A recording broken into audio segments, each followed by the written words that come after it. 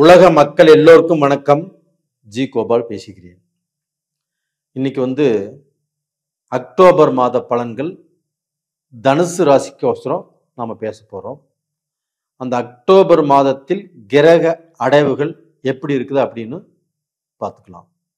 அப்போ அக்டோபர் 3ஆம் தேதி கன்னியில் இருக்கக்கூடிய புதன் பகவான் பெயர்ச்சியாகி துலாமுக்கு வந்துடுறாங்க. அக்டோபர் 9ஆம் தேதி சிம்மத்தில் கேதுவோடு இருக்கக்கூடிய சுக்கிர பகவான் கன்னிக்கு அக்டோபர் 9ஆம் தேதி பெயர்ச்சியை வந்துடுறாங்க.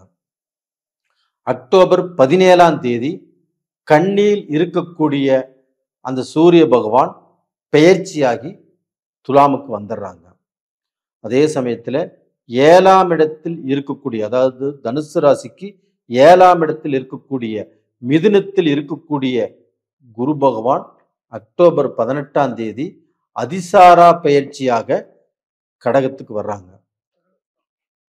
அப்போ டோட்டலா பார்த்தீங்கன்னா அது போக 27ஆம் தேதி அக்டோபர் 27ஆம் தேதி துலாமில் இருந்து செவ்வாய் பகவான் பெயர்ச்சியாகி விருச்சிகத்துக்கு வந்துடுறாங்க.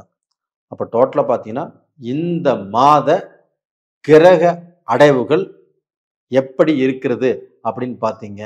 இதனால நம்மளுடைய தனுசு ராசிக்காரங்களுக்கு எப்படி இருக்கும்? தனுசு ராசி குருவின் ஆசி பெற்ற, குருவின் ஆட்சி பெற்ற ராசி தனுசு ராசி. இவங்க எப்பவுமே நேர்மையா இருப்பாங்க, நீதி தவற மாட்டார்கள், ஒருத்தருடைய சொத்துக்கு ஆசைப்பட மாட்டாங்க, நேர் வழியில போகணும், நாம சம்பாதிக்கணும், நாம சம்பாதிச்சதை வச்சு நல்லா வாழணும், இறைவன் என்ன கொடுக்கிறாரோ அதுதான் நம்மளுக்கு, அப்படி நினைச்சு வாழ்றவங்க தான் நீங்க. ஆனா உங்களுக்கு 7.5 சனி இப்ப முடிஞ்சிச்சு. 7.5 சனி முடிஞ்சு இன்னைக்கு 2 வருஷம் இன்னைக்கு ஆனாலுமே நிறைய பேர் கஷ்டத்துல வாழ்ந்துட்டு இருக்கிறீங்க. அப்ப அந்த கஷ்டம் அப்படிங்கிறது மன கஷ்டம், கல்யாணம் பண்ணியும் கஷ்டம், ஒரு சிலருக்கு கல்யாணம் ஆகாமல் கஷ்டம், ஒரு சிலருக்கு தொழிலில் பிரச்சனை, ஒரு சிலருக்கு செஞ்ச வேலையும் போச்சு. இதெல்லாம் எப்ப மாறும், எப்ப தீரும்? எங்களுக்கு மட்டும் ஏன் இப்படி நடக்குது? நீங்க கேட்குற கேள்வி எனக்கு புரியுது. நீங்க எதுக்கோசரம் இந்த வீடியோ பார்க்குறீங்க அப்படிங்கிறது எனக்கு தெரியுது. அதற்கு பதில் நான் சொல்றேன். உங்களுக்கு இப்ப உங்களுடைய ராசிநாதன் குரு பகவான், அந்த குரு பகவான் 8ஆம் இடத்தில் உச்ச பலம் அடைகிறார். எப்பவுமே தன்னுடைய ராசிநாதன் நல்லா இருக்கணுங்க. அப்படி நல்லா இருந்தால் மட்டும்தான் நம்மளுக்கு வரக்கூடிய பெரிய ஆபத்திலிருந்து தப்பிப்போம். நல்லது நடக்குதோ இல்லையோ, பெரிய கெட்டதிலிருந்து, பெரிய கஷ்டத்திலிருந்து, பெரிய ஆபத்திலிருந்து கண்டிப்பா நம்ம தப்பிப்போம். இப்ப அந்த குரு பகவான் 7ஆம் இடத்துல தனிச்சிருந்தாரு. அந்த தனிச்சு இருந்த குரு பகவானால் உங்களுக்கு பிரச்சனை, சோதனை, குழப்பம் இது எல்லாமே இருந்துச்சு. இப்ப அந்த குரு பகவான் 8ஆம் இடத்துக்கு போறாருன்னா அந்த 8ஆம் இடத்துல குரு பகவான் உச்சபலம். அப்போ உங்களுக்கு வரக்கூடிய கண்டம், உங்களுக்கு வரக்கூடிய நஷ்டம், உங்களுக்கு வரக்கூடிய ஆபத்து, இது எல்லாத்தையுமே அந்த குரு பகவான் கண்டிப்பாக பார்த்துக்குவாரு. அப்ப இந்த பீரியட்ல நீங்கள் நிம்மதியாக இருக்கலாம்.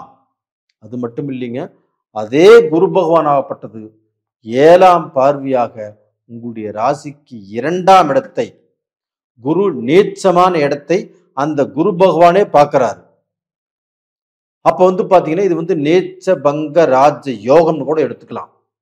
அப்ப இதனால என்ன நடக்கும் அப்படின்னா, கண்டிப்பாக உங்களை விட்டு போனது கண்டிப்பாக சேரும்.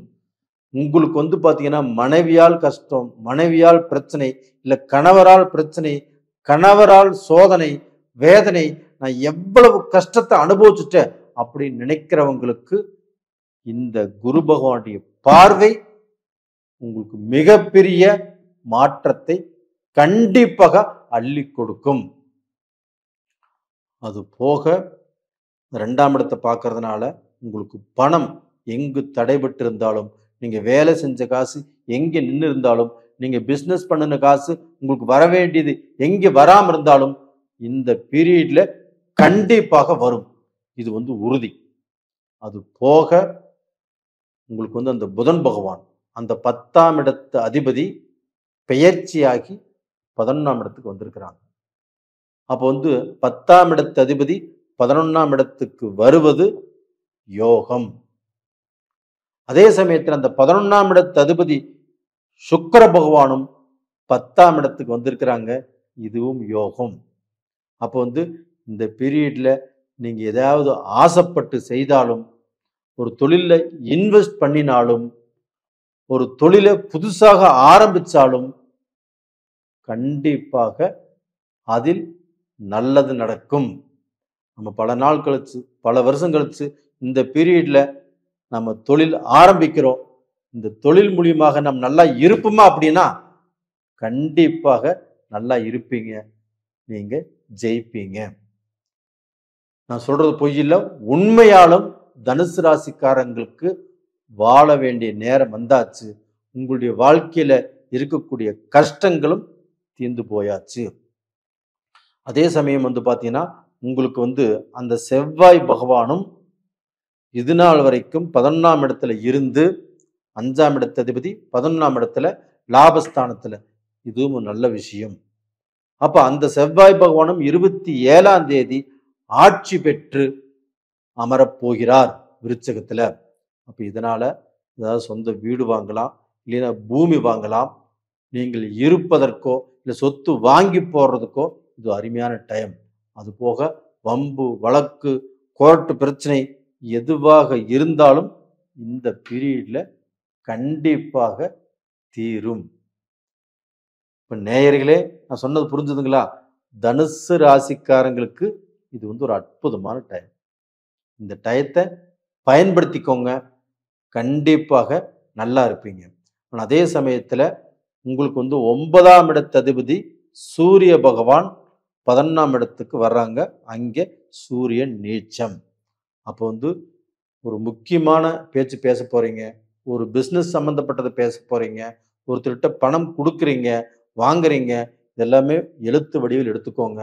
பேசக்கூடிய பேச்சும் நிதானமாக பேசுங்க. இது கொஞ்சம் ஜாக்கிரதையாக இருந்தீங்கன்னா இந்த சூரியன் நீச்சமாக இருந்து நவகிரகங்களின் அரசன் சூரியன் நீச்சம், உங்களுக்கு 9ஆம் இடத்து அதிபதி சூரிய பகவான் நீச்சமானதுனால கொஞ்சம் பொறுமையாக கொஞ்சம் நிதானமாக செயல்படுங்க. அப்ப இந்த சமயத்துல நீங்கள் வணங்க வேண்டிய தெய்வம் எது அப்படின்னா குரு தட்சிணாமூர்த்தியை வணங்குங்க. அந்த குரு பகவான் 8ஆம் இடத்தில் உச்சம். வியாழக்கிழமை நாள்ல குரு தட்சிணாமூர்த்தியை வணங்கி வாங்க. உங்களுடைய கஷ்டம் எல்லாமே தீரும். நீங்க என்ன பிரார்த்தனை பண்றீங்களோ அது கண்டிப்பாக நடக்கும். நேயர்களே, உங்களிடமிருந்து விடைபெறுவது உங்களின் ஜி கோபால். நன்றி, வணக்கம்.